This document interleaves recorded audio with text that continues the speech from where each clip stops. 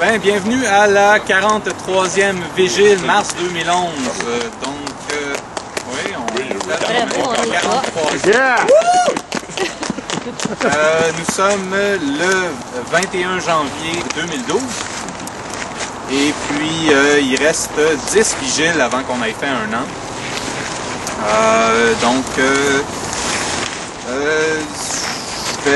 Je vais parler un peu de ce que c'est les vigiles parce que bon, je n'ai pas parlé souvent dernièrement, puis je vais juste expliquer un peu c'est quoi. Donc ça, tous les samedis à 14h, nous on se retrouve ici. Et donc ça, c'est à la suite de trois... donc c'est M. Daniel Leroy devant les bureaux de Jean Charest à Montréal le 22 janvier. Donc, il y a eu sûrement d'autres vigiles avant ça ou d'autres moyens de pression et tout ça. Mais le 22 janvier, c'est-à-dire demain, ça va faire un an que M. Daniel Leroy, avec d'autres gens qui avaient discuté de l'idée et tout ça, se sont retrouvés devant les bureaux de Jean Charest et ont fait une vigile. À la suite de 3 vigiles montréalaises qui ont eu lieu, Luc Archambault à Québec le 19 février, lui, il a décidé de lancer une tradition de vigile citoyenne hebdomadaire chaque samedi 14h devant l'Assemblée nationale. Donc en ce moment, il est à la place du peuple souverain devant l'Assemblée nationale et il fait une vigile. Donc inspiré de cette initiative-là, Montréal décide de poursuivre la tradition au Champ de Mars, derrière l'Hôtel de Ville, le 26 mars 2011. Donc l'initiative tente de créer une tradition québécoise historique qui a porté ses fruits. Donc il y en a eu une pendant longtemps à Mont-Saint-Hilaire, je ne suis pas au courant si elle a encore lieu. Il y en a eu une à Cowansville, je ne sais pas si elle tient encore. À Gatineau, je ne suis pas au courant non plus si elle tient encore. Donc nous invitons le peuple du Québec à créer leur propre vigile. Donc nous, c'était ça notre but là, quand on a créé les vigiles, c'était que chaque village, chaque ville au Québec se crée leur propre vigile et tout ça. Et donc c'est ça, on invite toujours la population si on a envie d'en créer. Donc chaque samedi 14h à un lieu de mémoire collective.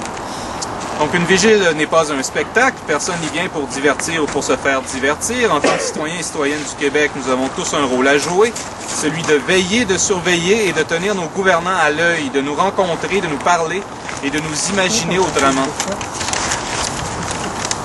Donc ces vigiles sont autonomes les unes des autres, mais leurs objectifs communs sont de dénoncer les abus du gouvernement Charest et d'exiger sa destitution, sa démission, son renvoi, son départ, le remercier de ses services le plus rapidement possible. Donc, mars 2011 vous invite à prendre la parole. On vous demande de participer activement à un exercice démocratique citoyen de base, de se réunir ici de manière physique et réelle et sortir du confort de votre maison, du Facebook, des blogs, des articles, de toutes ces choses-là, et de se rencontrer physiquement et de discuter entre nous et de s'exprimer. Et donc ça, c'est une tribune citoyenne qui est non censurée, qui est diffusée sur l'Internet pour exprimer votre point de vue, pour dénoncer une situation ou pour proposer une solution ou une action. Donc le Québec doit changer et ce, dès maintenant. Nous sommes arrivés à ce qui commence. Merci. Yeah. Alors, c'est place, s'il y a des lectures de texte, vous pouvez venir les lire et ensuite ce sera la parole libre. Non? Okay.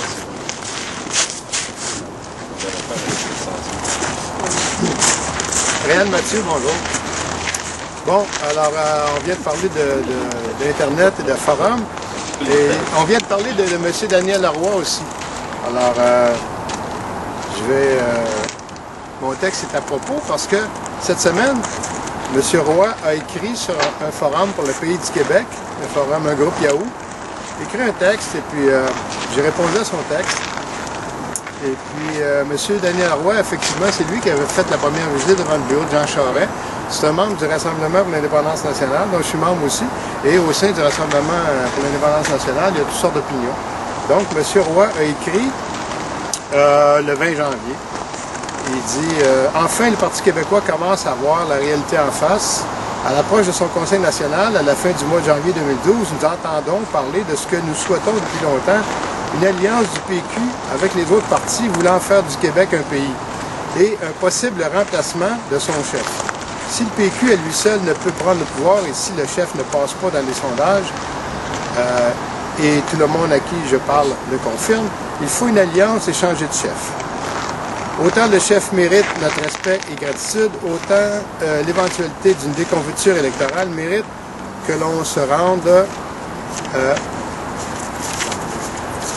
à l'évidence. Plusieurs prises de position du Parti québécois m'ont personnellement choqué.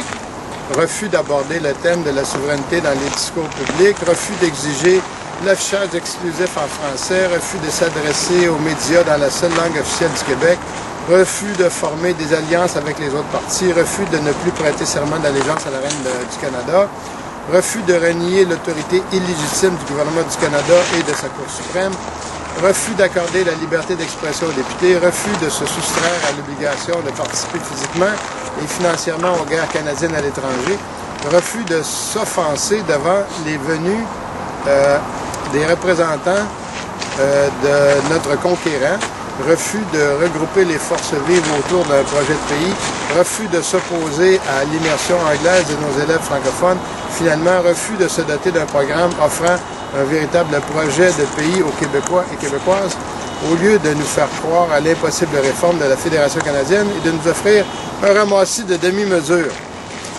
Alors, on ne va pas avec le dos de la main morte, comme dirait Perron.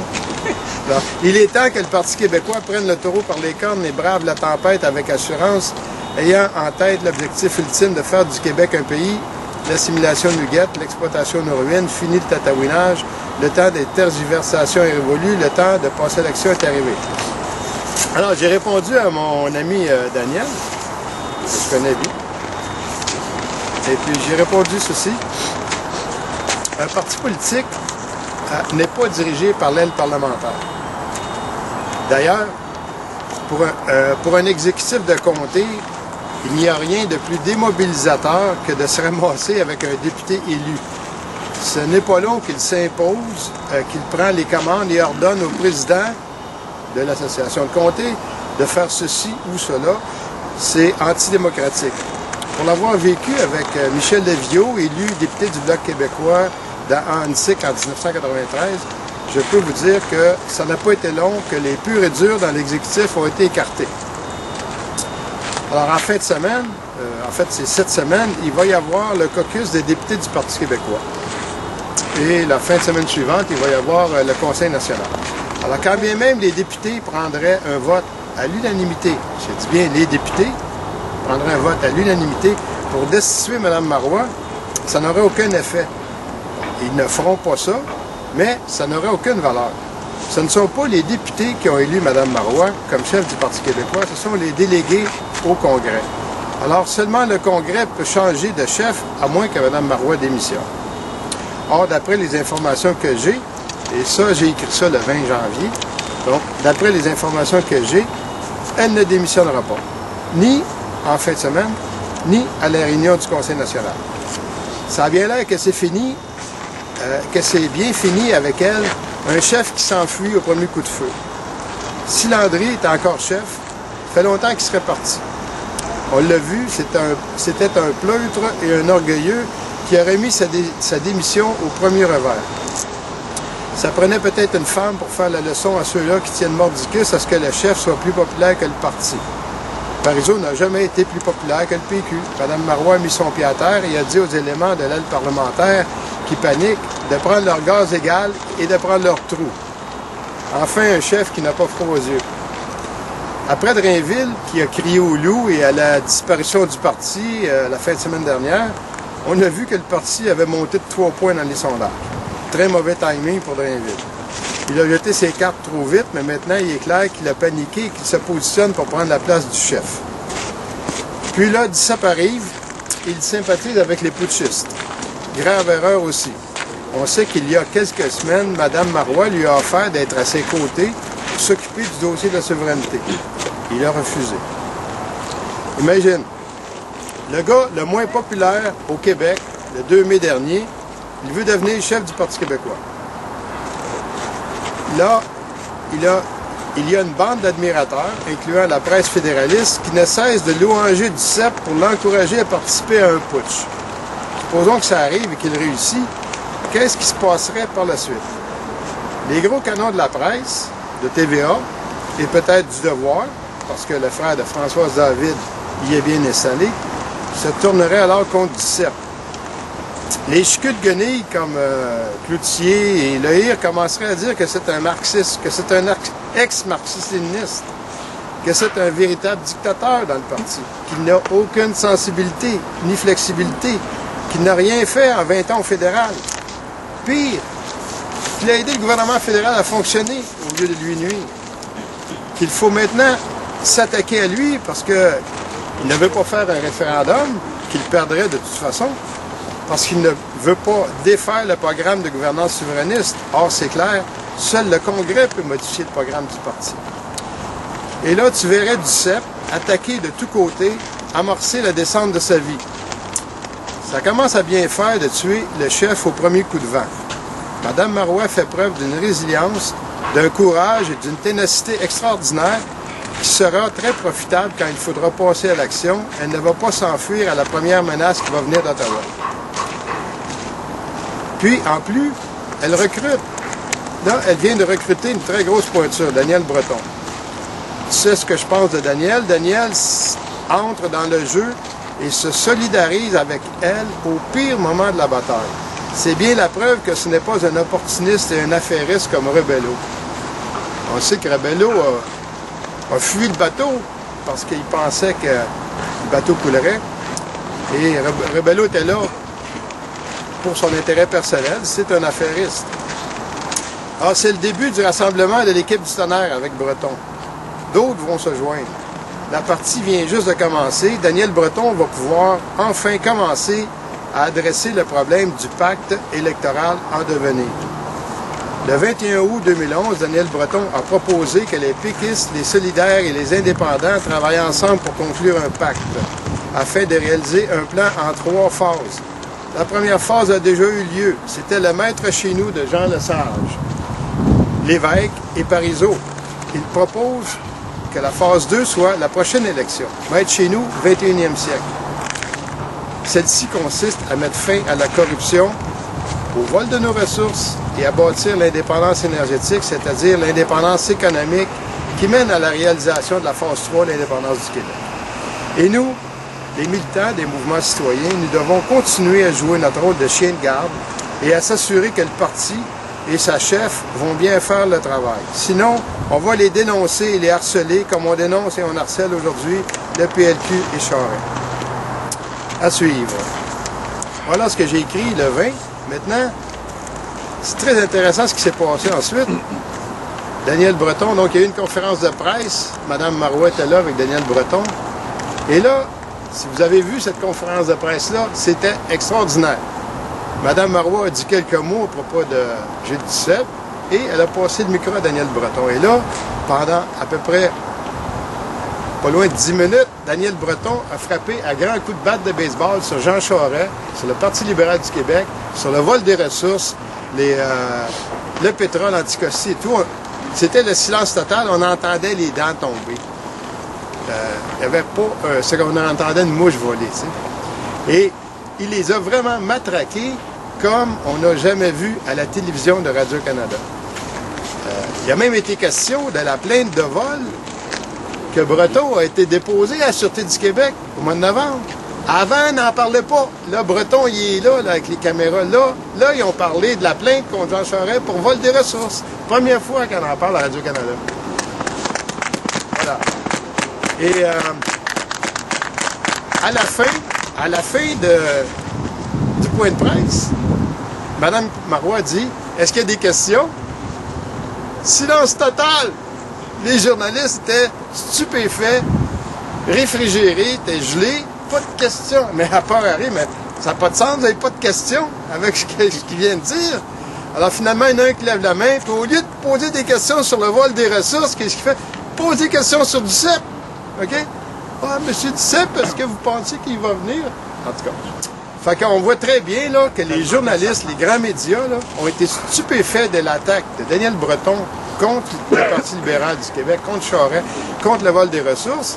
Il n'avait aucune question à poser sur ce thème-là, mais avait plein de questions à poser sur Duceppe parce qu'ils veulent toujours, ils travaillent continuellement à accentuer les divisions des petites craques qui peuvent exister dans le camp indépendantiste. Bon.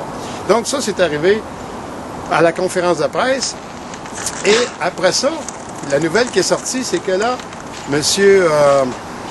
Bernard Landry était peut-être pour sortir une lettre lundi ou mardi pour appuyer les putschistes et appuyer Gilles Duceppe. Et là, il y a du flottement. On est dans l'attente de cette lettre-là.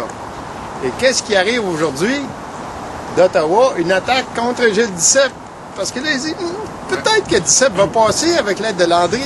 Donc là, il commence à salir Duceppe. Et qu'est-ce qu'on voit dans les médias? Ils ont sorti la photo de Duceppe avec le chapeau là, dans quelqu'un qui a visité la fromagerie. Là. Le net sur la tête. Puis ils ont sorti des vieilles affaires. C'était un marxiste-léniniste. Puis, tu sais, tout ce que j'avais prévu est arrivé hier. Puis aujourd'hui, parce que peut-être Duceppe va passer. Tu sais. Fait que là, Marois n'a même pas encore démissionné, que déjà, ils ont commencé à tourner leur fusil et leur canon sur Duceppe. Bon. Mais, je vais vous dire, franchement, je pense que si M. Duceppe va de l'avant, il va échouer. Et M. Landry, j'ai écrit une lettre à M. Landry. Bon, voilà. J'ai écrit une lettre ouverte à M. Landry. Oui, tu as une question, Sylvain? Oui. La question, c'est Breton a été candidat du NPD. Ouais. Et en 2008. Oui. Puis, en tout cas, il a appuyé les NPD à quelques reprises. Et donc, il y a certains critiques qui sont aux côtés de l'appui. Comment on peut interpréter ça, le fait qu'il a appuyé le NPD, puis là, ben... On peut l'interpréter comme on veut. Mais c'est vraiment un indépendantiste, c'est ça que les gens se questionnent, est-ce que c'est un indépendantiste? Écoutez, l'histoire de Daniel Breton, j'en ai déjà parlé ici, c'est pas compliqué. Daniel Breton, c'est un gars qui est né dans Hochelaga-Maisonneuve, à côté des raffineries de pétrole, OK? Toute son enfance a été empoisonnée par les odeurs de soufre, par les déversements d'huile, par les feux de réservoirs d'essence. Il a connu ça, OK? Il est élevé là-dedans et il est devenu ingénieur. Il a fait ses études, il est devenu ingénieur. Bravo. Et il a décidé, lui, de travailler sur la question de l'environnement, vu ses expériences antérieures. Et là, il a mené des bagarres, des batailles importantes. Il a mené la bataille du Suroît, il l'a gagné. Il a mené la bataille sur Bécancour, hein, il l'a gagné. Il était supposé avoir 12 usines de gaz de construites. Ils ont construit juste ça à cause de lui. Puis malgré tout, on perd des centaines de millions par année avec ça. OK? Donc, c'est un gars qui est un batailleur. OK? Quand il était étudiant, sa job là, de fin de semaine, c'est doorman dans un club. Il a la carrure, puis il est capable, il n'a pas faux aux yeux. Donc, il était un environnementaliste, puis là, avec d'autres, il a fondé le Parti vert. Bon, pourquoi il a fondé le Parti vert? Parce que... Avec Scott McKay? Ouais, il y avait un programme environnementaliste, OK? Et il était voir M. Bouchard, hein, qui était président du Parti québécois et premier ministre. Il était le voir avec le programme. Bouchard, il a dit quand? 16, 97. Quand Bouchard, la date exacte, quand Bouchard était premier ministre. Ah, était là. Bon, OK. Non, c'est après le référendum que Bouchard est devenu premier ministre. Oui. En Non, 96 et 2000. c'est à l'époque du déficit zéro ou un petit peu avant. Ça, Ou... bon. En tout cas, Breton, il était voir Bouchard, Bon. puis il a présenté le programme du Parti vert. Bouchard est ancien ministre de l'Environnement. On prendra un numéro, tu viendras parler après. Parce que là, ça va faire le fil, OK? Donc, Bouchard n'a rien voulu savoir du programme des environnementalistes alors qu'il était premier ministre. Bon, c'est sûr qu'il venait du fédéral. Il était au courant des sables bitumineux. Il connaissait déjà des marais, les intérêts des marais dans Total. Aujourd'hui, on connaît ça, dans ce temps-là, on ne savait pas. La position de Bouchard vis-à-vis des Verts, vis-à-vis des environnementalistes, a fait que Daniel Breton, avec d'autres, a fondé le Parti vert. Donc, l'attitude de Bouchard a amené la création du Parti vert, de la même façon que l'attitude de Bouchard avait amené la création de Québec solidaire. OK? Donc, Bouchard, c'est un gars qui travaille depuis très longtemps à démanteler le Parti québécois. Bon. Alors, laissez passer pompier. Parler de Bouchard, c'est l'alerte. Hein? T'as parlé de Bouchard, c'est l'alerte. Oui. Alors là, donc, Il y a apparemment un putsch qui est en train de s'organiser, mais tout le putsch tourne alentour de l'aile parlementaire, OK? Les gens s'imaginent que c'est les députés qui dirigent le parti, mais c'est faux. Un parti n'est pas dirigé par les députés. Quand René Lévesque n'était pas à l'Assemblée nationale, le Parti québécois existait, il y avait eu 30% du vote. Il y avait 6 députés. René Lévesque était chroniqueur au Journal de Montréal. Le parti n'était pas dirigé par les parlementaires. Un parti n'est pas dirigé par les parlementaires. D'ailleurs, quand un parlementaire, quand un candidat quand un individu devient candidat à une élection, en général, c'est soit une grosse personnalité ou soit un nobody, comme on dit, un poteau peut-être. Et il doit passer par une convention dans son comté pour être choisi par les membres de l'Assemblée locale. Et quand ils se font élire, là, ils finissent par se prendre pour les boss de l'association de comté, mais c'est pas eux les boss. Les autres, les gens ont travaillé pour le faire élire. Ils devraient être redevables aux gens qui ont travaillé à le faire élire. Donc, là, il y a l'aile parlementaire, apparemment qu'il y a des gens qui magouillent pour tuer un autre chef du Parti québécois pour mettre M. Tissot. Et on apprend que M. Landry serait derrière ça aussi. Alors, j'ai écrit une lettre ouverte à Bernard Landry que j'ai envoyée au Forum pour le Pays du Québec ce matin. Et je dis, M. Landry, dans votre vie, vous avez souvent regretté, après coup, des gestes que vous aviez posés sous le coup de l'émotion. Nous apprenons qu'au lieu d'attaquer Charest, Legault, le PLQ ou la CAQ, vous seriez à peaufiner un texte qui serait un appui aux putschistes du Parti québécois. Ne vous imaginez pas que ces attaques, si elles ont lieu, seront laissées sans riposte. Vous avez fui votre devoir tellement de fois. Pour n'en mentionner que quelques-unes. Votre retrait de la course à la chefferie contre Pierre-Marc Johnson en 1984. Votre agenouillement devant Lucien Bouchard au lieu de provoquer une course à la chefferie. Votre absence de réaction devant la nomination de Caillé, l'homme du gaz, par Bouchard, à la tête de Hydro-Québec, ce qui a entraîné la création du Parti vert. Votre absence de réaction devant le démantèlement de la division pétrole et gaz à Hydro-Québec par Caillé et Vandal, division que vous aviez créée vous-même. Votre retrait devant Boisclair. Votre recrutement de Maxime Bernier comme conseiller alors que vous étiez futur premier ministre. Votre démission avec 77% d'appui. Votre rôle dans la démission de Jacques Parizeau. Votre réponse ridicule. M. Landry disait, si vous pensez que c'est un vol, appelez la police, quand on lui demandait quoi faire devant le vol des ressources pour le Parti libéral du Québec. Votre magouille dans le dos de la direction actuelle du Parti québécois avec quelques avocats à la retraite, opportunistes et mal intentionnés. Votre tentative d'entraîner M. Breton dans le sillage du putsch. Je pourrais vous parler de ça. Bref, on a enfin un homme au Parti québécois qui est conscient de l'importance de l'État et qui veut faire la guerre au PLQ pour défendre les intérêts fondamentaux des Québécois. Abstenez-vous de paroles regrettables. Pensez-y bien.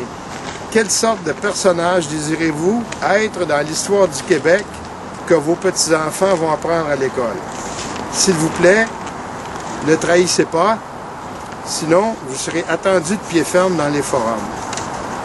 Alors, j'ai envoyé ça sur le forum pour le Pays du Québec. Et je suis certain qu'il va en recevoir une copie. J'aurais pu lui envoyer directement parce que j'ai l'adresse de courriel de M. Landry. Mais je ne vais pas y faire une crise d'apoplexie. La mention il y a une mention ici de votre tentative d'entraîner M. Breton dans le sillage du putsch. Je peux en parler plus précisément, c'est que M. Landry avait convenu de rendez-vous avec Daniel Breton pour le 21 janvier, demain. M. Landry... Demain, c'est aujourd'hui. C'est vrai. La journée du drapeau. Oui, c'est vrai, c'est aujourd'hui. Alors, c'est ça. Par l'intermédiaire de Pierre Cloutier, que je connais bien, M. Landry était en contact avec Daniel Breton et ils avaient convenu, il y a quelques semaines, de se rencontrer aujourd'hui pour discuter. Et le but de M. Landry, c'était de l'entraîner dans un putsch. Mais Daniel Breton a fait son lit puis il a dit, regarde, je m'en vais au Parti québécois. c'est extrêmement méritoire de la part de Daniel Breton parce que la situation du Parti québécois actuellement, là, quelqu'un qui veut faire une carrière en politique, il va pas là. Hein? Hein? C'est comme un mauvais gamble. Hein? Bon, tu sais, tu as plus de chance avec la CAQ, mettons. Et puis donc, Daniel Breton n'a pas cédé aux sirènes, n'a pas été au rendez-vous avec Bernard Landry. Il a décidé d'aller se battre avec le Parti québécois. Alors, ça, c'est l'information que j'avais à vous donner aujourd'hui. Je ne sais pas s'il y a des questions maintenant. Questions.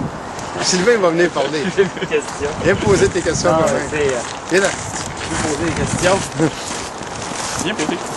Ah, Passe poser devant, des pose questions. tes questions. En Ok. complément de... Bonjour, Jean-Claude Sylvain. Ma question, mon cher Réal, c'est on voit que le Parti québécois est attaqué de tous bords et de tous côtés, et puis même à l'intérieur. Est-ce que les gens ressentent, c'est ce qu'ils ne sont pas d'accord dans la position que Mme Marois est, c'est que les gens attaquent à l'intérieur du Parti québécois. Et toi, tu disais que c'est vraiment un choix courageux de M. Breton d'avoir choisi le Parti québécois. Et ben, sur comment dire, qu'est-ce que tu penses qui a fait décider Breton à ce point-là? C'est... Bon, écoute. Daniel Breton, là, OK? La chose qu'il a le plus à cœur, Ouais. c'est l'indépendance du Québec et l'indépendance énergétique, puis le dossier de l'environnement. OK? Le gars est devenu militant par l'environnement.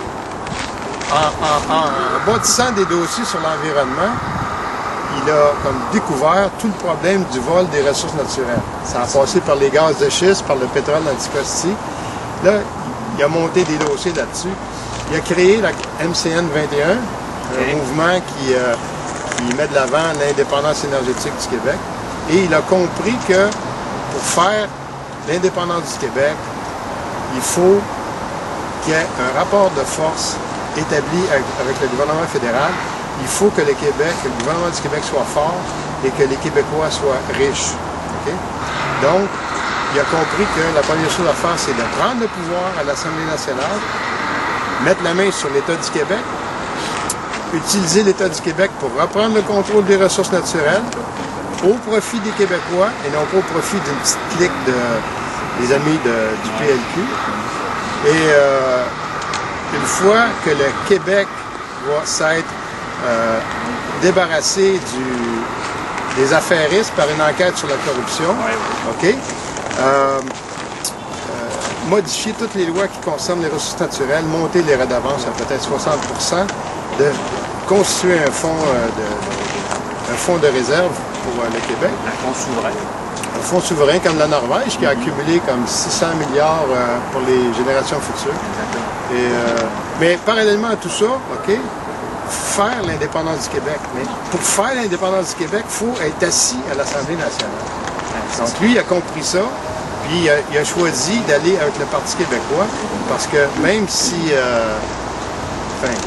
sais pas, il y a Option nationale, Québec solidaire, c'est pas très sérieux. Dans sa conférence de presse, la journaliste du Sceau, elle lui a demandé, le plan Nord, les ressources naturelles, vous êtes un homme de gauche? Il dit, écoutez, là, il dit, vouloir se battre pour que la richesse aille à tous les Québécois plutôt qu'à une petite clique, c'est une idée de gauche, ça? Elle n'a pas eu de réponse. Elle n'a pas eu de réponse. René Lévesque a fait la nationalisation de l'électricité, c'était pour tous les Québécois, c'est une idée de gauche. Ça a été financé par les Américains. Là, il n'y a pas trop de gauche. L'Ontario l'avait fait avant nous. Alors, c'est ça, Daniel Breton, là. C'est vrai qu'il a été candidat pour la NPD. Mais il a été candidat pour la NPD en 2008, après avoir subi la rebuffade de Lucien Bouchard, OK? Puis qui a entraîné, il a vu que Bouchard a nommé un homme du gaz à la tête d'Hydro-Québec. Il a tiré ses conclusions que Bouchard ne veut rien savoir de l'environnement, Bouchard ne veut rien savoir de l'indépendance énergétique. Mais lui, il y a un programme qu'il veut mettre de l'avant, c'est un homme d'action. Il a rencontré le NPD, il a dit, bon, regarde, Jack, qu'est-ce que tu prends de mon programme? Jack, il a dit, regarde, je vais le prendre ton programme, ça va devenir le programme du NPD. Donc, il s'est présenté aux élections en 2008, il a été élu, bon. Ça ne veut pas dire qu'il n'était pas souverainiste. Tu sais, bon. Mais Duceppe n'avait pas accepté ou il n'avait pas été voir Duceppe avant? Duceppe n'était pas au pouvoir, là. Non, il n'est pas au pouvoir. Mais... Ben, tu vas me dire Jack Layton non plus. Mais. Est-ce qu'il y avait plus de chance? Non, mais Duceppe non plus, t'es pas d'accord avec le programme du Parti vert. Ah? Non, Duceppe. Trop radical à son goût? Je ne peux pas dire pourquoi. Mais là, donc, en 2011, là, Jack Layton a redemandé à Breton de se présenter aux élections. Puis Breton, il a dit non, là, il dit maintenant, j'ai compris que l'indépendance énergétique et l'indépendance du Québec, c'est ça que je veux faire.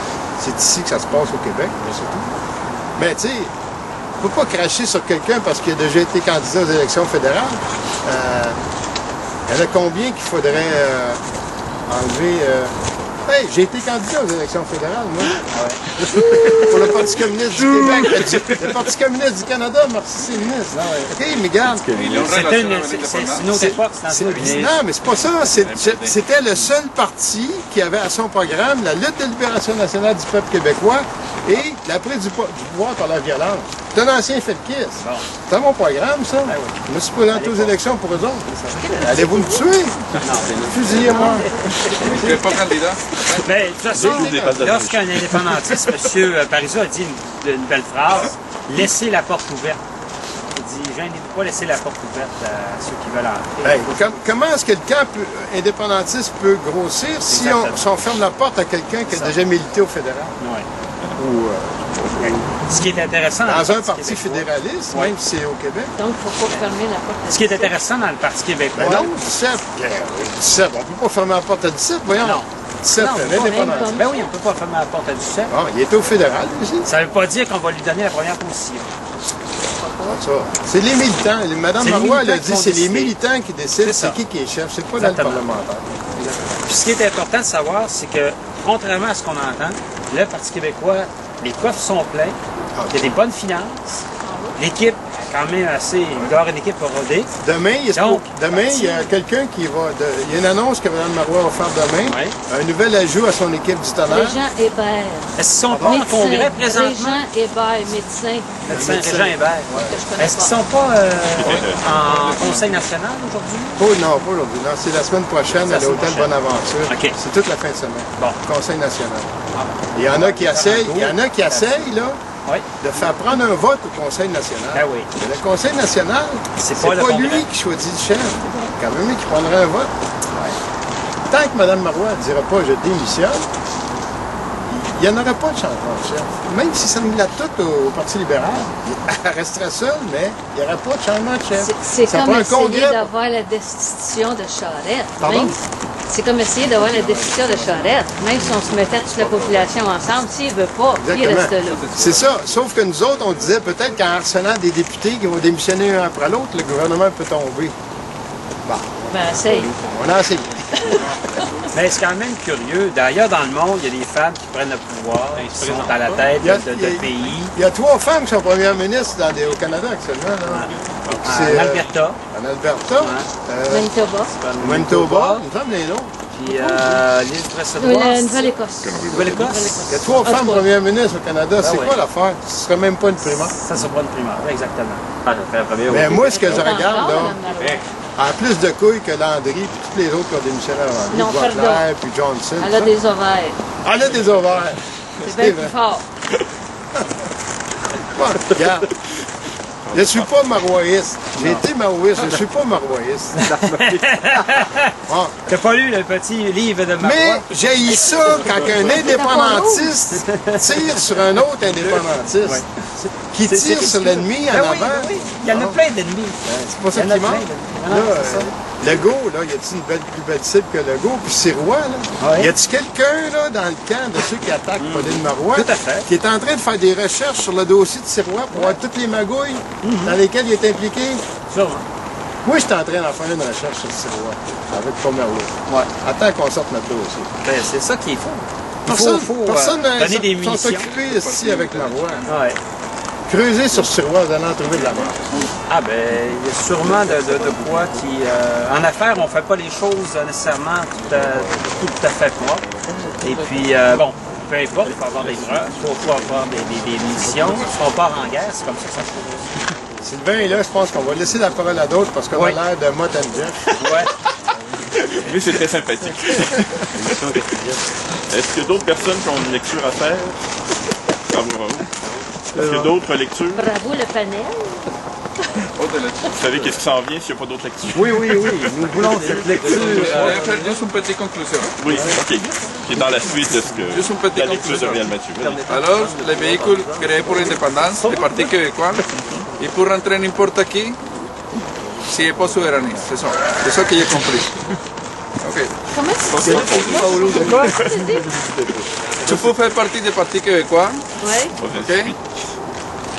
Pour moi, si c'était le véhicule créé pour l'indépendance, il faut que les gens, les candidats, soient indépendants. Oui. Mais le message qu'envoie Paul Marois, c'est de dire, tu peux faire environnementaliste, mais je m'en fous si tu es indépendantiste. Non, il a dit qu'il était Non, c'est le indépendantiste. message, parce que regarde, il y a 2 semaines, je me souviens, qu'il a envoyé une invitation à Sylvie Roy pour devenir, Oui. pour Rejoindre son parti. voilà, elle a dit non, je ne suis pas souverainiste. C'est ça. Alors, le Parti québécois, ce n'est plus les véhicules souverainistes. Alors, je continue avec l'Action nationale. Regarde, On va gagner. Pablo. On propose un pays. Ouais, OK. En avant. La première fois que j'ai rencontré Pablo, il m'a dit « Je suis fédéraliste ». Il m'a dit ça. Mais c'est normal. Il a changé. J'étais un Bienvenue dans immigrant. le camp indépendantiste, mais tu as changé. Avant, tu étais fédéraliste. Voilà. Mais jamais je retournerai fédéraliste. C'est ça la question. Ah ouais, c'est ça la question.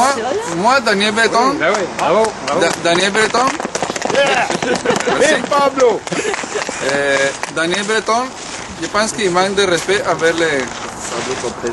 envers les citoyens. Il doit dire, écoute, moi j'étais candidat pour l'NPD, puis moi je suis, j'ai un car, parce qu'en plus il a un karma en règle. C'est plus scandaleux. Ok? Plus scandaleux que occupation double. Il est encore membre. Alors, ce que j'ai dit, écoute, moi je m'excuse, je suis plus parti de NPD, puis moi je vais travailler pour la souveraineté. Ce que je vois, ma perception des choses, c'est qu'il y a des gens comme mon ami Réal, qui défendent plus un parti ou une personne que la cause même. Puis Daniel Breton, c'était, avec tout respect, un idiot utile qui va à Paul Marois, parce que c'est vrai, Paul Marois va disparaître. Ça c'est pour moi. Puis il essaye Avant ou après les élections? Daniel Breton essaye de créer un théâtre, une distraction, pour éloigner parce qu'ils ont dit, il y a une grande nouvelle le vendredi, moi je me suis dit, la grande nouvelle, ok, je pense que Paul Marois va démissionner, non? Il nous a présenté une personne, à Daniel Breton, et moi je me suis dit, c'est quoi la bonne nouvelle là-bas? Et le troupeau, c'est ça, c'était une distraction. Puis parce que Daniel Breton était au courant de la lettre de Bernard Landry. Mais ça c'est autre chose, mais c'est correct. Vas-y, Charles. Moi, je trouve que, dans le fond, ce qui est en train de se passer, c'est que le Parti québécois essaie de se trouver des membres plus intègres, plus indépendantistes. Et puis ça, c'est la réaction au transfuge, c'est la réaction rébello, puis à des choses comme ça. C'est que là, veut pas, ils sont en train de manquer des appuis, là, donc ils vont en chercher ailleurs. Le parti s'est purgé des éléments mauvais mous. Ce qui a été discuté ici, là, c'est que dans le fond, les mauvais éléments, puis les affairistes, puis tout ça, sont en train de partir du Parti québécois. Donc, j'appuie là, ce qui a déjà été dit à d'autres vigiles, que c'est très positif que ces affairistes-là s'en aillent, les amis à Legault s'en aillent, puis que tout ce monde-là s'en aille, puis que là, ils rentrent des gens comme... En tout cas, moi, Daniel Breton, je sais pas, là, peut-être qu'il a été pour l'NPD avant, puis tout ça, mais depuis un an, il est venu parler ici à la deuxième vigile ou première vigile. Il parlait de son mouvement Maître chez nous au 21e siècle. Ensuite, on l'a vu cet été à la rencontre du nouveau mouvement pour le Québec, le 21 août. qui a fait un discours qui expliquait très clairement, il faisait même l'histoire de comment que le Québec s'est formé une genre un statut particulier, puis qu'il a nationalisé l'énergie, puis tout ça, et puis il voulait aller dans ce sens-là, et puis ça menait inévitablement à l'indépendance nationale. Donc, à partir de là, qui a déjà travaillé pour le NPD, qui le nomme dans la presse un environnementaliste, là, ce qui se passe, c'est que le Parti québécois cherche des nouvelles personnes, et puis cette personne-là, dans le fond, moi, je suis certain que c'est un homme de conviction. Moi, je l'écoute parler aux nouvelles, puis je l'écoute parler partout, puis, tu sais, j'ai pas... je veux dire, peut-être que lui, il s'est essayé avec le NPD parce que, bon, je sais pas, peut-être que je suis pas au courant de son histoire avec le NPD, puis le Parti vert, puis tout ça, puis pourquoi ça fonctionnait, pourquoi ça fonctionnait plus, puis bon, il a pas dû être élu, puis tout ça, mais je suppose que lui, dans le fond, il a des visées environnementalistes, puis il a des visées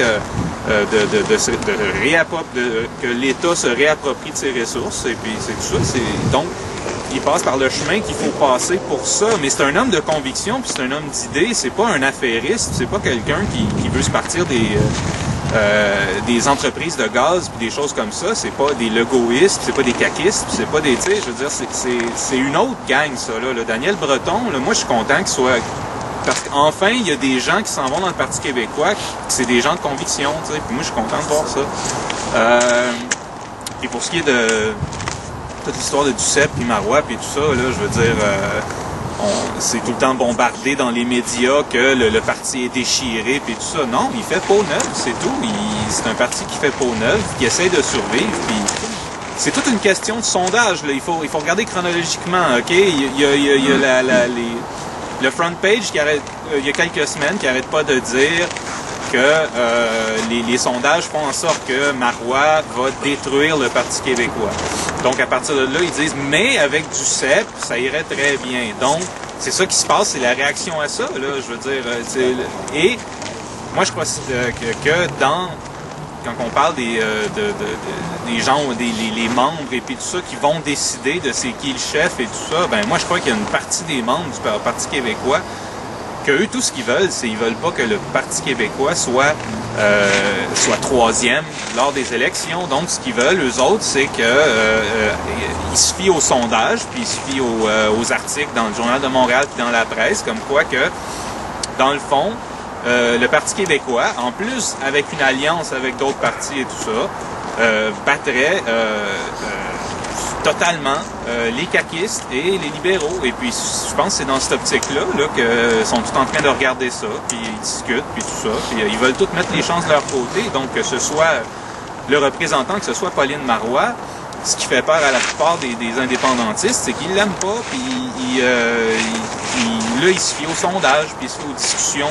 dans les médias, puis tout ça. Puis ils se disent, ben avec Duceppe, nous aurions beaucoup plus de chances de battre Charest et que ce ne soit pas les caquistes qui soient gagnants dans tout ça. C'est juste une question de survie. Puis moi, je trouve que c'est logique, tout ça, là, ces discussions-là. Là, à partir de là, bon, Landry qui écrit des lettres, puis Marois qui s'accroche à son poste, puis tout ça, je veux dire, on verra bien ce qui va se passer, là, mais c'est une question de vouloir que le parti survive, puis de vouloir que... c'est ça, qu'aux prochaines élections, on se fasse pas battre par Legault. Puis on en discutait de ça il y a 3-4 semaines. Là. On expliquait exactement que c'était ça la solution, que c'était une alliance, puis qu'il fallait tout mettre les chances de notre côté. Puis... C'est ça, exact. Ah bon?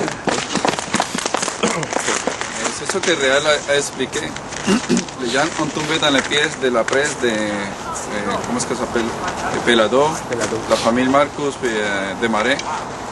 Ils ont sorti une série de sondages, puis les gens ont accéléré, parce que moi je m'attendais au moins que cette année finisse Pauline Marois, mais on a accéléré la chicane.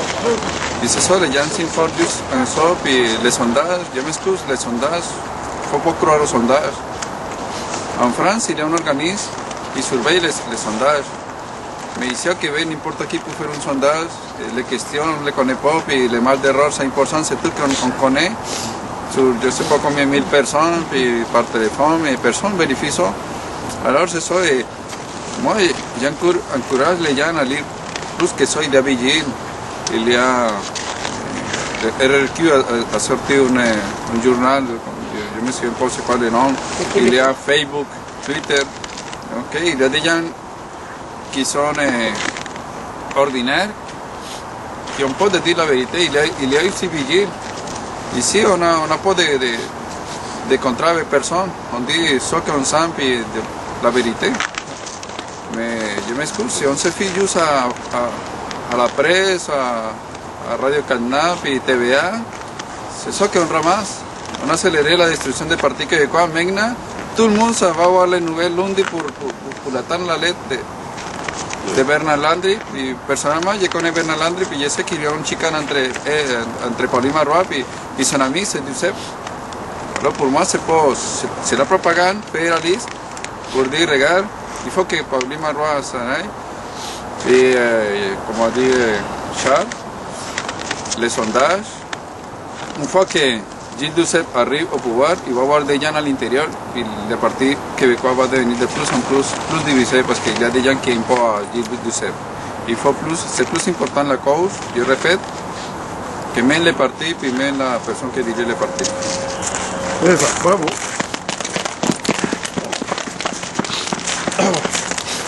Thierry Vincent, moi je connais pas Daniel Breton, je l'ai vu effectivement le 21 août discuter pendant l'assemblée du NMQ. L'impression qu'il m'a donnée, c'est que c'est quelqu'un pour qui les richesses naturelles sont primordiales et il va s'associer au parti qui va l'aider dans cette cause-là. C'est pas une mauvaise chose. Je veux dire, oui, on est indépendantiste, mais je pense que la préservation des richesses naturelles, la préservation de l'environnement, c'est aussi quelque chose qui est noble en soi. Et effectivement, il a une ligne claire là-dessus. Lui, sa priorité, c'est de préserver les richesses naturelles et puis préserver l'environnement. Maintenant qu'il s'associe à celui qui va l'accoter le plus, bon ben ça c'est sa décision, mais en tout cas, je pense qu'il, comme disait Charles Hamel, il y a au moins une ligne claire là-dessus et on sait où il loge et on sait où il s'en va. Et c'est un protecteur de l'environnement au Québec. Donc, en tant que protecteur de cette gauche. Nonobstant la question de l'indépendance, nonobstant les questions politiques, puis toutes les chicanes et les alliances, pour défendre Daniel Breton, ben ça nous fait un protecteur d'environnement au Québec qui sera en poste. Alors, ne serait-ce que pour ça, je pense que ça vaut la peine. Bon, mais que ça vaut la peine. Que c'est un personnage intéressant pour ça, dans cette case-là. Alors, c'est le feuilleton, comme vous le savez.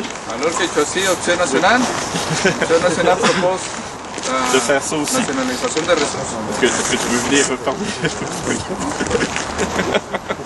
C'est beau. Bon, alors, l'art de la guerre est constitué de 13 articles. On est rendu à l'article 11. C'est presque fini, soyez heureux. Mais l'article d'aujourd'hui est un peu costaud. Donc, je vous... comment dire?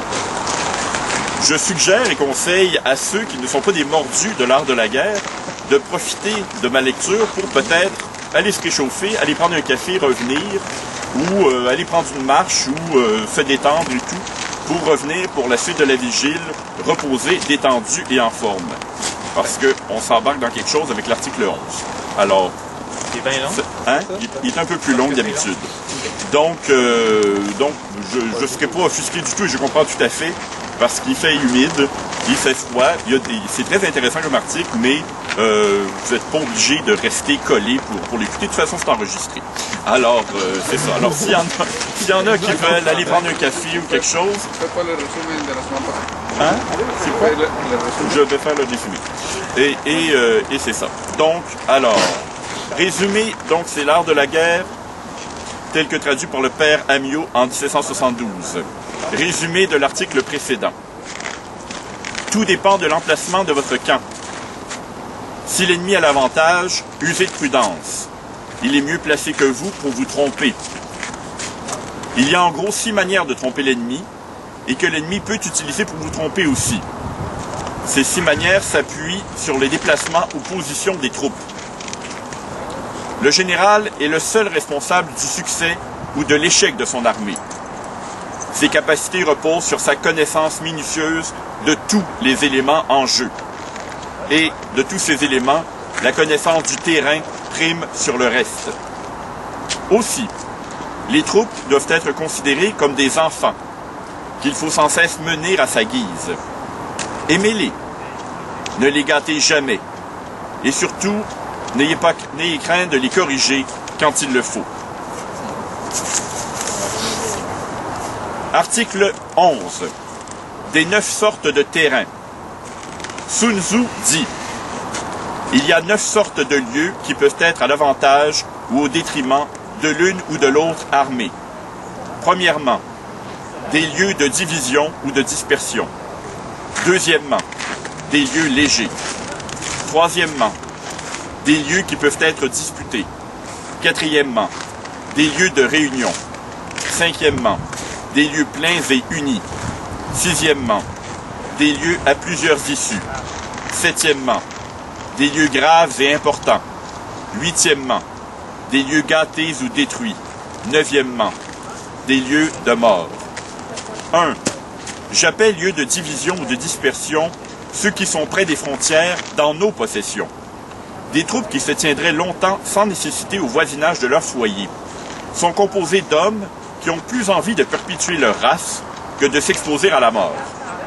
À la première nouvelle qui se répandra de l'approche des ennemis ou de quelques prochaines batailles, le général ne saura quel parti prendre, ni à quoi se déterminer, quand il verra ce grand appareil militaire se dissiper et s'évanouir comme un nuage poussé par les vents. 2. J'appelle lieux légers ou de légèreté ceux qui sont près des frontières mais pénètrent par une brèche sur les terres des ennemis. Ces sortes de lieux n'ont rien qui puisse fixer. On peut regarder sans cesse derrière soi, et le retour étant trop aisé, il fait naître le désir de l'entreprendre à la première occasion. L'inconstance et le caprice trouvent infailliblement de quoi se contenter. 3. Les lieux qui sont à la bienséance des deux armées, où l'ennemi peut trouver son avantage aussi bien que nous pouvons trouver le nôtre, où l'on peut faire un campement dont la position, indépendamment de son utilité propre, peut nuire au parti opposé et traverser quelques-unes de ses vues. Ces sortes de lieux peuvent être disputés. Ils doivent même l'être. Ce sont là des terrains clés. 4. Par les lieux de réunion, j'entends ceux où nous ne pouvons guère manquer de nous rendre, et dans lesquels l'ennemi ne saurait presque manquer de se rendre aussi. Ceux encore où l'ennemi, aussi à portée de ses frontières que vous l'êtes des vôtres, trouverait, ainsi que vous, sa sûreté en cas de malheur, ou les occasions de suivre sa bonne fortune s'il avait d'abord du succès. Ce sont là des lieux qui permettent d'entrer en communication avec l'armée ennemie, ainsi que des zones de repli. 5. Les lieux que j'appelle simplement pleins et unis sont ceux qui, par leur configuration et leur dimension, permettent leur utilisation par les deux armées, mais, parce qu'ils sont au plus profond du territoire ennemi, ne doivent pas vous inciter à livrer bataille, à moins que la nécessité ne vous y contraigne, ou que vous n'y soyez forcé par l'ennemi, qui ne vous laisserait aucun moyen de pouvoir l'éviter. 6. Les lieux à plusieurs issues, dont je veux parler ici, sont ceux en particulier qui permettent la jonction entre les différents États qui les entourent. Ces lieux forment le nœud des différents secours que peuvent apporter les princes voisins à celles des deux parties qu'il leur plaira de favoriser. 7. Les lieux que je nomme graves et importants sont ceux qui, placés dans les États ennemis, présentent de tous côtés des villes, des forteresses, des montagnes, des défilés, des eaux, des ponts à passer, des campagnes arides à traverser, ou telle autre chose de cette nature. 8. Les lieux où tout serait à l'étroit, où une partie de l'armée ne serait pas apportée à voir l'autre, ni de la secourir, où il y aurait des lacs, des marais, des torrents ou quelques mauvaises rivières, où l'on ne saurait marcher qu'avec de grandes fatigues et beaucoup d'embarras, où l'on ne pourrait aller que par peloton, sont ceux que j'appelle gâtés ou détruits. 9. Enfin, par les lieux de mort, j'entends tous ceux où l'on se trouve tellement réduit que quelque parti que l'on prenne, on est toujours en danger. J'entends des lieux par lesquels, si l'on combat, on court évidemment le risque d'être battu, dans lesquels, si l'on reste tranquille, on se voit sur le point de périr de faim, de misère ou de maladie. Des lieux, en un mot, où l'on ne saurait rester, où l'on ne peut survivre que très difficilement en combattant avec le courage du désespoir. Telles sont les 9 sortes de terrains dont j'avais à vous parler. Apprenez à les connaître pour vous en défier ou pour en tirer parti. Lorsque vous ne serez encore que dans des lieux de division, contenez bien vos troupes, mais surtout ne livrez jamais de bataille, quelque favorable que les circonstances puissent vous paraître. La vue de leur pays et la facilité du retour occasionneraient bien des lâchetés. Bientôt, les campagnes seraient couvertes de fuyards. Si vous êtes dans des lieux légers, n'y établissez point votre camp. Votre armée ne s'étant point encore saisie d'aucune ville, d'aucune forteresse, ni d'aucun poste important dans les possessions des ennemis, n'ayant derrière soi aucune digue qui puisse l'arrêter, voyant des difficultés, des peines et des embarras pour aller plus avant, il n'est pas douteux qu'elle ne soit tentée de préférer ce qui lui paraît le plus aisé à ce qui lui semblera difficile et plein de dangers. Si vous avez reconnu de ces sortes de lieux qui vous paraissent devoir être disputés, commencez par vous en emparer. Ne donnez pas à l'ennemi le temps de se reconnaître. Employez toute votre diligence, que les formations ne se séparent pas. Faites tous vos efforts pour vous en mettre dans une entière possession, mais ne livrez point de combat pour en chasser l'ennemi. S'il vous a prévenu, usez de finesse pour l'en déloger. Mais si vous y êtes une fois, n'en délogez pas. Pour ce qui est des lieux de réunion, tâchez de vous y rendre avant l'ennemi. Faites en sorte que vous ayez une communication libre de tous les côtés. Faites que vos chevaux, vos chariots et tout votre bagage puissent aller et venir sans danger. N'oubliez rien de tout ce qui est en votre pouvoir pour vous assurer de la bonne volonté des peuples voisins. Recherchez-la, demandez-la, achetez-la, obtenez-la à quelque prix que ce soit. Elle vous est nécessaire. Et ce n'est guère que par ce moyen que votre armée peut avoir tout ce dont elle aura besoin. Si tout abonde de votre côté, il y a grande apparence que la disette régnera du côté de l'ennemi. Dans les lieux pleins et unis, étendez-vous à l'aise, donnez-vous du large, faites des retranchements pour vous mettre à couvert de toute surprise, et attendez tranquillement que le temps et les circonstances vous ouvrent les voies pour faire quelque grande action. Si vous êtes à portée de ces sortes de lieux qui ont plusieurs issues, où l'on peut se rendre par plusieurs chemins, commencez par les bien connaître. Alliez-vous aux États voisins, que rien n'échappe à vos recherches. Emparez-vous de toutes les avenues, n'en négligez aucune, quelque peu importante qu'elles vous paraissent, et gardez-les toutes très soigneusement. Si vous vous trouvez dans des lieux graves et importants, rendez-vous maître de tout ce qui vous environne. Ne laissez rien derrière vous. Le plus petit poste doit être emporté. Sans cette précaution, vous courriez le risque de manquer des vivres nécessaires à l'entretien de votre armée, ou de vous voir l'ennemi sur les bras lorsque vous y penseriez le moins, et d'être attaqué par plusieurs côtés à la fois. Si vous êtes dans des lieux gâtés ou détruits, n'allez pas plus avant, retournez sur vos pas, fuyez le plus promptement qu'il vous sera possible. Si vous êtes dans des lieux de mort, n'hésitez point à combattre, allez droit à l'ennemi, le plus tôt est le meilleur. Telle est la conduite que tenaient nos anciens guerriers. Ces grands hommes, habiles et expérimentés dans leur art, avaient pour principe que la manière d'attaquer et de se défendre ne devait pas être invariablement la même, qu'elle devait être prise de la nature du terrain que l'on occupait et de la position où l'on se trouvait. Il disait encore que la tête et la queue d'une armée ne devaient pas être commandées de la même façon, qu'il faut empêcher qu'aucun ne puisse pénétrer vos desseins, qu'il suffit qu'on sache... de la même façon, qu'il fallait combattre la tête et enfoncer la queue, que la multitude et le petit nombre ne pouvaient pas être longtemps d'accord, que les forts et les faibles, lorsqu'ils étaient ensemble, ne tardaient guère à se désunir, que les hauts et les bas ne pouvaient être également utiles, que les troupes étroitement unies pouvaient aisément se diviser, mais que celles qui étaient une fois divisées ne se réunissaient que très difficilement. Il répétait sans cesse qu'une armée ne devait jamais se mettre en mouvement qu'elle ne fût sûre de quelque avantage réel, et que, lorsqu'il n'y avait rien à gagner, il fallait se tenir tranquille et garder le camp. En résumé, je vous dirai que toute votre conduite militaire doit être réglée suivant les circonstances, que vous devez attaquer ou vous défendre, selon que le théâtre de la guerre sera chez vous ou chez l'ennemi. Si la guerre se fait dans votre propre pays, et si l'ennemi, sans vous avoir donné le temps de faire tous vos préparatifs, s'apprêtant à vous attaquer, vient avec une armée bien ordonnée pour l'envahir ou le démembrer, ou y faire des dégâts, ramassez promptement le plus de troupes que vous pourrez.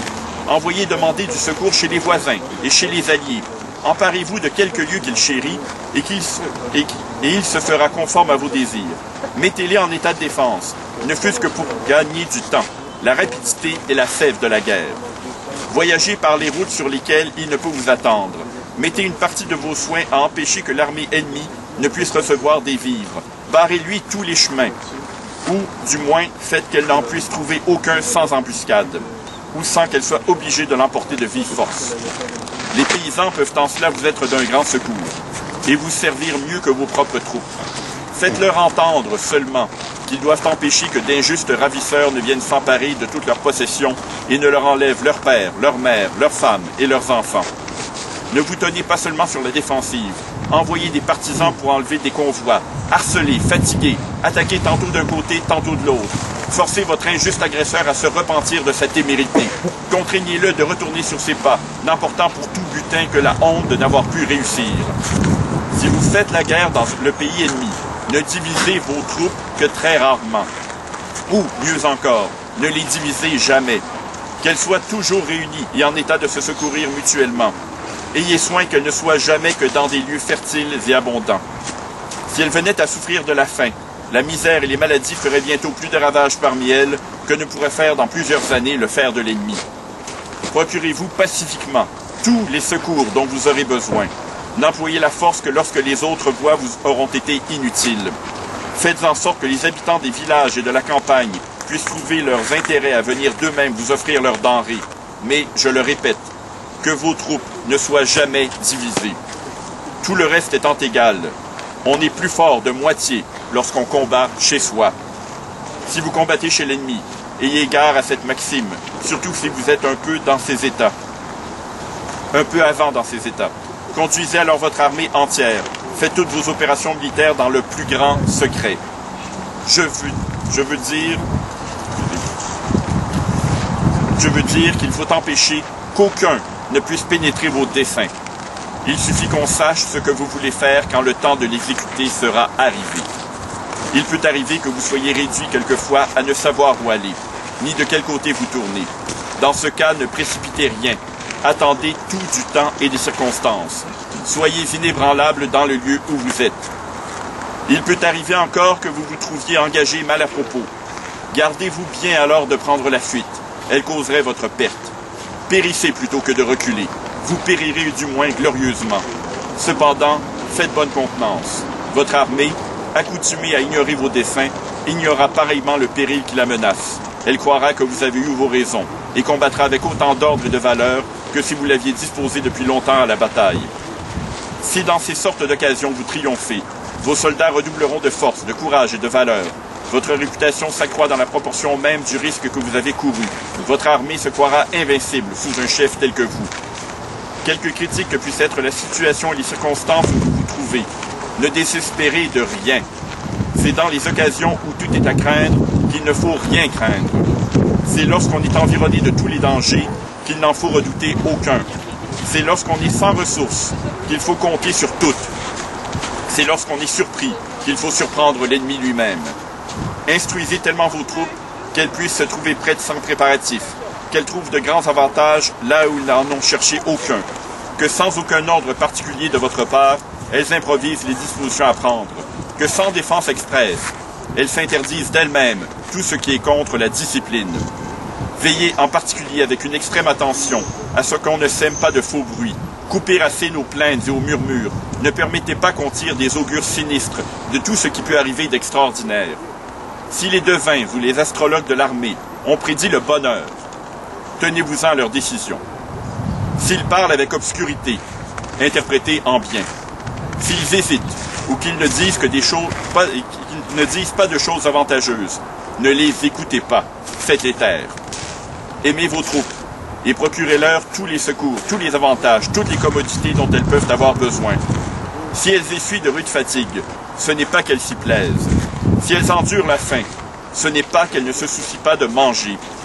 Si elles s'exposent à la mort, ce n'est point qu'elles n'aiment pas la vie. Si mes officiers n'ont pas un surcroît de richesse, ce n'est pas parce qu'ils dédaignent les biens de ce monde. Faites en vous-même de sérieuses réflexions sur tout cela. Lorsque vous aurez tout disposé dans votre armée et que tous vos ordres ont été donnés, s'il arrive que vos troupes nonchalamment assises donnent des marques de tristesse, si elles vont jusqu'à verser des larmes, tirez-les promptement de cet état d'assoupissement et de léthargie. Donnez-leur des festins.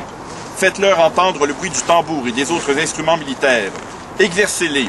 Faites-leur faire des évolutions. Faites-leur changer de place. Menez-les même dans des lieux un peu difficiles où elles aient à travailler et à souffrir. Imitez la conduite de Chuan Chu et de Cao Kuei. Vous changerez le cœur de vos soldats. Vous les accoutumerez au travail. Ils s'y endurciront. Rien ne leur coûtera dans la suite. Les quadrupèdes regimbent quand on les charge trop. Ils deviennent inutiles quand ils sont forcés. Les oiseaux, au contraire, veulent être forcés pour être de bon usage. Les hommes tiennent un milieu entre les uns et les autres. Il faut les charger, mais non pas jusqu'à les accabler. Il faut même les forcer, mais avec discernement et mesure. Si vous voulez tirer un bon parti de votre armée, si vous voulez qu'elle soit invincible, faites qu'elle ressemble au Chuanzhen. Le Chuanzhen est une espèce de gros serpent qui se trouve dans la montagne de Chanchan. Si l'on frappe sur la tête de ce serpent, à l'instant sa queue va au secours et se recourbe jusqu'à la tête. Qu'on le frappe sur la queue, la tête s'y trouve dans le moment pour la défendre. Qu'on le frappe sur le milieu ou sur quelque autre partie de son corps, sa tête et sa queue s'y trouvent d'abord réunies. Mais cela peut-il être pratiqué par une armée, dira peut-être quelqu'un. Oui, cela se peut, cela se doit, et il le faut. Quelques soldats du royaume de Hu se trouvèrent un jour à passer une rivière en même temps que d'autres soldats du royaume de Yu, qui la passaient aussi. Un vent impétueux souffla. Les barques furent renversées, et les hommes auraient tous péri, s'ils ne se fussent aidés mutuellement. Ils ne pensèrent pas alors qu'ils étaient ennemis. Ils se rendirent au contraire tous les offices qu'on pouvait attendre d'une amitié tendre et sincère. Ils coopérèrent comme la main droite avec la main gauche. Je vous rappelle ce trait d'histoire pour vous faire entendre que non seulement les différents corps de votre armée doivent se secourir mutuellement, mais encore qu'il faut que vous secouriez vos alliés, que vous donniez même du secours aux peuples vaincus qui en ont besoin. Car s'ils vous sont soumis, c'est qu'ils n'ont pu faire autrement. Si leur souverain vous a déclaré la guerre, ce n'est pas leur faute.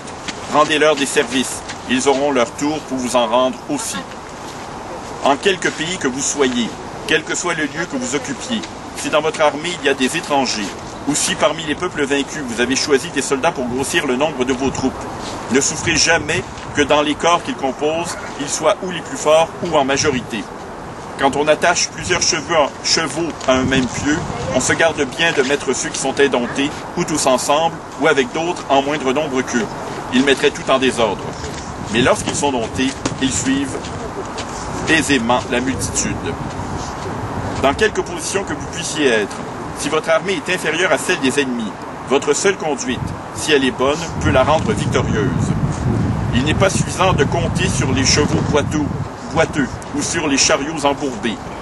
Mais à quoi vous servirait d'être placé avantageusement si vous ne saviez tirer parti de votre position? À quoi servent la bravoure sans la prudence, la valeur sans la ruse? Un bon général tire parti de tout, et il n'est en état de tirer parti de tout que parce qu'il fait toutes ses opérations avec le plus grand secret, qu'il sait conserver son sang-froid et qu'il gouverne avec droiture, de telle sorte, néanmoins, que son armée a sans cesse les oreilles trompées et les yeux fascinés. Il sait si bien que ses troupes ne savent jamais ce qu'elles doivent faire, ni ce qu'on doit leur commander. Si les événements changent, il change de conduite. Si ses méthodes, ses systèmes ont des inconvénients, il les corrige toutes les fois qu'il le veut, et comme il le veut. Si ses propres gens ignorent ses desseins, comment les ennemis pourraient-ils les pénétrer? Un habile général sait d'avance tout ce qu'il doit faire. Tout autre que lui doit l'ignorer absolument. Telle était la pratique de ceux de nos anciens guerriers qui se sont le plus distingués dans l'art sublime du gouvernement. Voulaient-ils prendre une ville d'assaut? Ils n'en parlaient que lorsqu'ils étaient au pied des murs. Ils montaient les premiers, tout le monde les suivait, et lorsqu'on était logé sur les murailles, ils faisaient rompre toutes les échelles.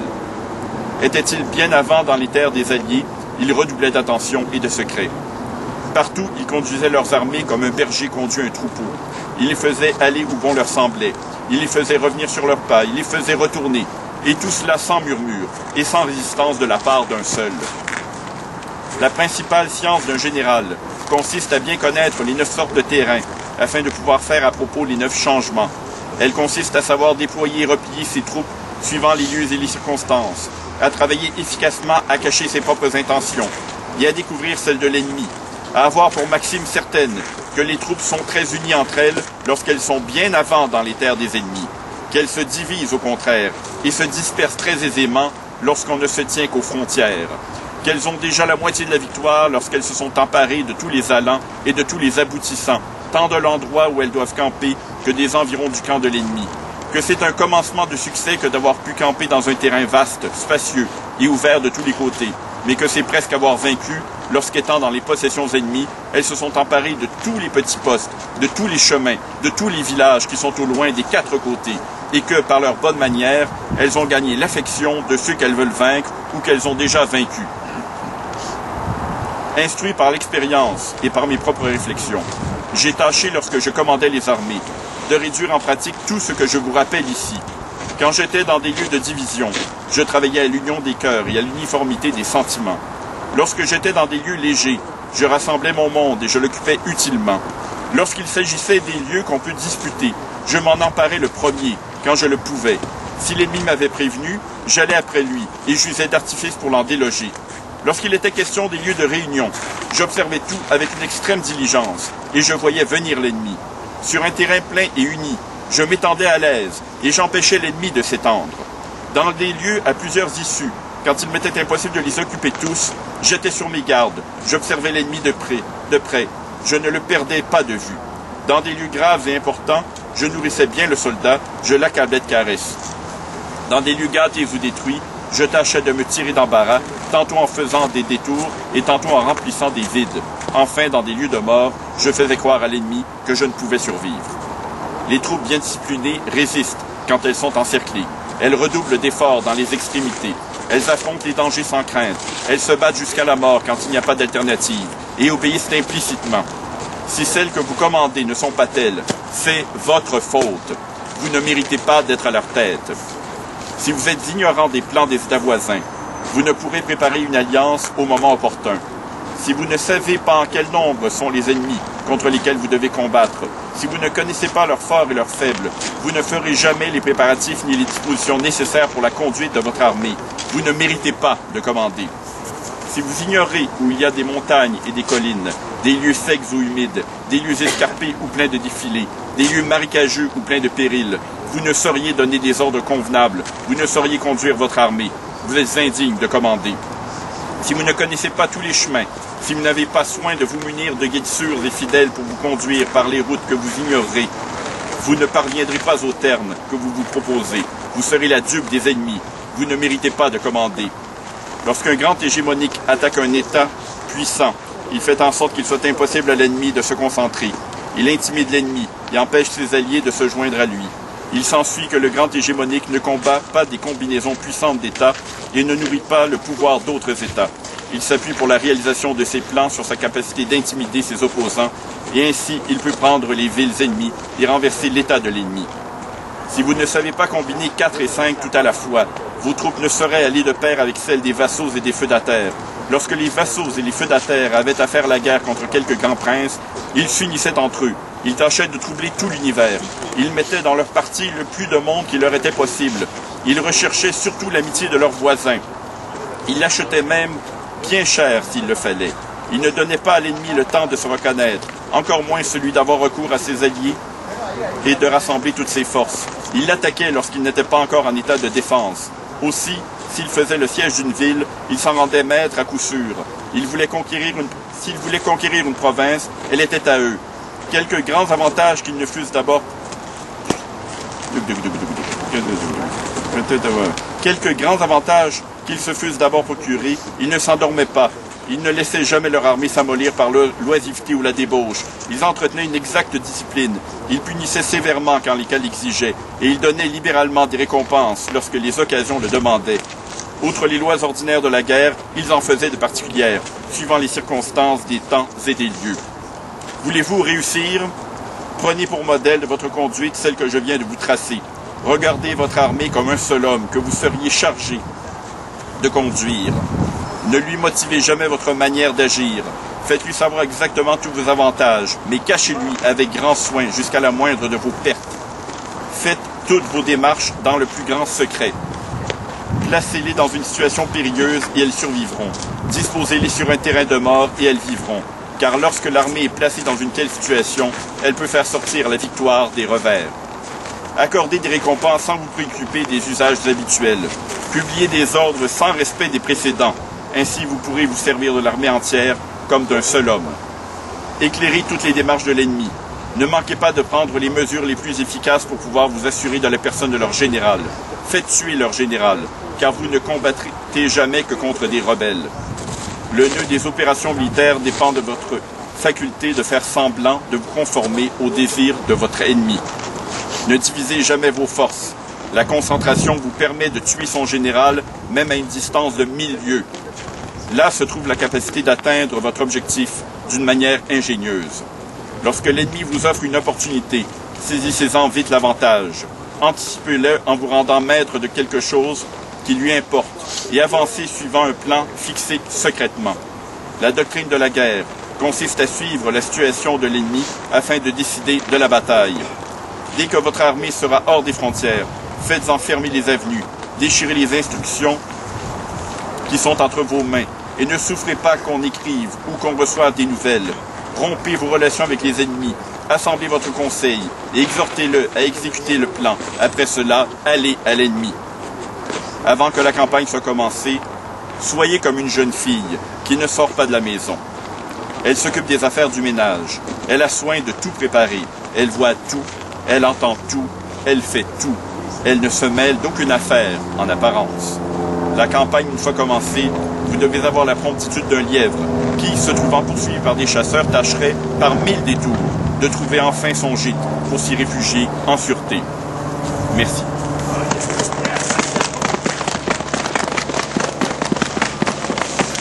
Bravo!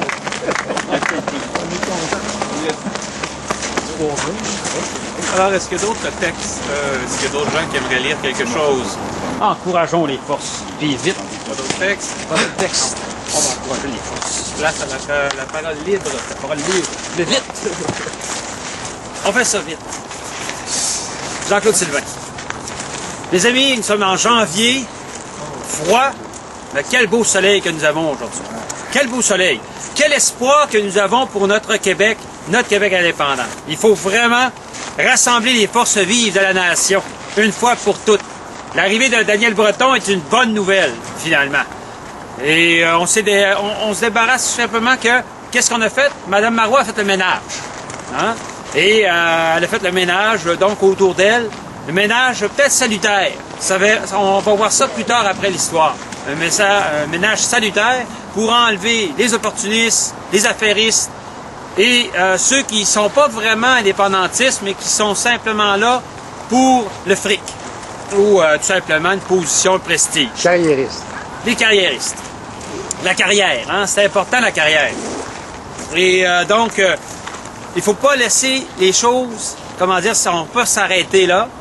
Ça fait juste commencer. On va repartir du bon pied, puis on va vraiment gagner les prochaines élections. Si ensemble, nous le voulons vraiment, c'est ça qui va arriver.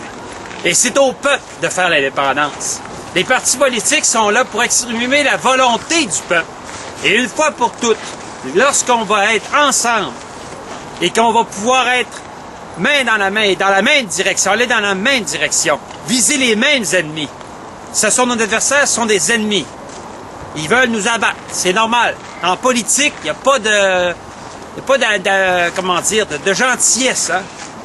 Washington disait, il n'y a pas de cadeau entre les nations. La nation canadienne veut exister et au détriment du Québec. Et notre nation doit exister. Non pas au détriment du Canada, mais tout simplement parce qu'elle appartient depuis très longtemps et depuis cette longue histoire de 400 ans à l'humanité. Merci.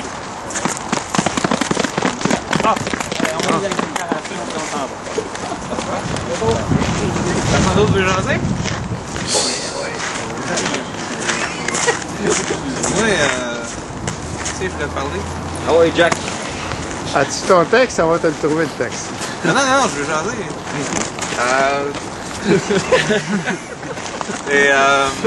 Ouais, c'est ça, je voulais juste parler au 98.5. Il y avait une entrevue cette semaine avec Pierre Curzi et Dutrisac.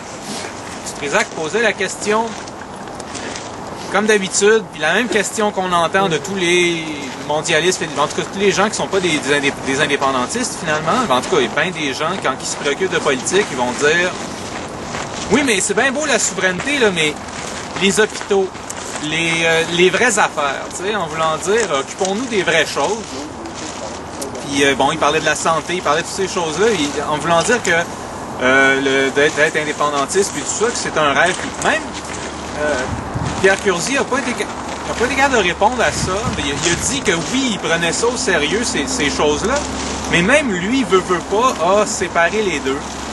il a séparé les vraies affaires et l'indépendance. Je crois que ce que les porte-paroles, si on veut, les gens qui se font interviewer puis qu'on entend souvent parler de souveraineté et d'indépendance, amènent pas l'idée que, regardez, les vraies affaires, c'est parce que l'indépendance, c'est la solution aux vraies affaires. C'est la solution aux vrais problèmes. Et je trouve qu'on ne l'entend pas assez, ça. Je trouve que finalement, chaque fois que les indépendantistes se font poser la question, oui, mais lâchez donc votre rêve, puis parlez-nous donc des vraies choses. Ce que j'entends pas assez souvent, c'est l'indépendance, c'est la solution aux vrais problèmes. Mais bon, on dirait qu'ils sont pas capables de faire la différence entre des réformes, puis de tout simplement régler des petits problèmes, avec l'idée que le problème fondamental, il est là, c'est qu'on n'est pas maître chez nous. Donc c'est ça, c'est juste ça que je voulais dire, là, que les gens devraient plus se concentrer, devraient avoir ça à la bouche, là, quand ils se font poser la question, les vraies affaires, ils devraient répondre, la solution, c'est l'indépendance, aux vrais problèmes. Et puis c'est ça aussi, je voudrais souhaiter un joyeux anniversaire à notre beau drapeau. Aujourd'hui, c'est la 63e année que le drapeau existe, qui a été que Duplessis a. Et puis là, je viens d'entendre que ça a l'air que ça n'a même pas été discuté. Duplessis a décidé de mettre le drapeau sur le mât, puis ça a fini là. C'est la dictature. Moi, je pensais, je la connais pas l'histoire du drapeau, donc moi je pensais qu'il y avait eu bien des discussions là-dessus et tout ça. Bon, tant mieux. L'État agit. Oui, c'est ça. Bonne fête à notre drapeau. Et puis on Vive la dictature. C'est quoi, en 1948, hein, c'est ça? 1948. Oui, 1948. OK. Et donc c'est ça, je vais lire la déclaration. Vive le drapeau. Et oui, vive le drapeau. Bonne fête, drapeau du Québec. Son point de vue. Ah. Parce que yo eu la chance en francización de avoir un buen profesor que me ha encorajado de venir soberaniste. Puis c'est ça, tout le monde me parlait mal de Duplessis. Puis moi j'ai fait une recherche, puis je pense que c'est pire, Jean Charest c'est pire que Duplessis. Au moins Duplessis nous a laissé le drapeau. Il a laissé bien plus que ça. Non, Duplessis, c'est sûr que Charest il est difficile à battre. Charest il est bien difficile à battre par rapport à qu'est-ce qu'il fait de bien pour le Québec. Là, il est tough à battre dans celui qui a fait le moins de bien pour le Québec. Bon. Donc, déclaration, nous sommes arrivés à ce qui commence. Lorsqu'un gouvernement élu par le peuple cesse d'agir dans l'intérêt de celui-ci, ignore délibérément et obstinément les réclamations légitimes de celui-ci, croyant gagner à l'usure par le mensonge et l'abus de son autorité, ce qu'il ne peut obtenir dans la transparence et l'honnêteté la plus élémentaire. Les citoyens et citoyennes de ce peuple ont le devoir et la responsabilité de le destituer. Dans tous les régimes démocratiques du monde, le mécontentement populaire à l'égard d'un gouvernement et de ses politiques peut et doit s'exprimer à l'occasion d'élections périodiques. Le statut équivoque et indéterminé du Québec dans le système fédéral canadien réclame des actions résolument distinctes de la part de ses citoyennes et citoyens. C'est à défaut d'appartenir concrètement, légalement, constitutionnellement au Canada que le Québec peut et doit, en des temps de crise majeure comme ceux que nous traversons, exercer une autorité inédite et sans précédent. En décidant d'agir, de révoquer ceux qui nous gouvernent, malgré toutes les réserves que commande une démocratie que nous estimons et respectons plus que tout, le Québec fonde par le fait même son indivisible appartenance, une et inaliénable, laquelle s'inscrit dans les limites historiquement et politiquement reconnues de son territoire. Nous sommes arrivés à ce qui commence. Oh.